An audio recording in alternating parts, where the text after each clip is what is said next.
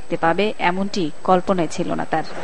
রাতে অনেক ভয় পেয়েছিলাম, সামনে চোখের দিকে চাইলে মনে হয় সামনে আমার লাশ পড়ে রয়েছে, মনে হয় আমি এখন মরে যাবো। হ্যাঁ, ওদিকে চাইলে আমার খুব কষ্ট লাগতেছিল। চোখ বন্ধ করে রাত দিন সব কাটিয়ে দিয়েছি, আমি বুঝতে পারিনি যে আমি কই আছি। মানে এমন অবস্থায় আছি যে মানে মৃত্যুর গুহা থেকে আমি উঠে আসতেছি।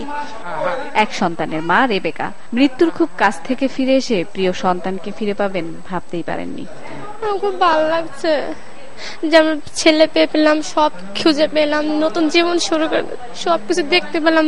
বাহিরের কেমন আলো বাতাস, ভিতরে কি অবস্থা, ভিতরে দোদাখানা। আর বাবা আহাদ বক্স এখনো স্বপ্ন দেখছেন তার সন্তান হয়তো জীবিত আছে। আল্লাহ পাক দিছে, আল্লাহ পাকই আবার লিছে, পরিবার তো আর কিছু নেই। আল্লাহ পাক যেটা করে সেটাই হবে। সবারই প্রশ্ন, যার কারণে লাশের এই দীর্ঘ মিছিল, তার কি উপযুক্ত শাস্তি হবে? সাভারের আকাশে এখন শুধুই হাহাকার।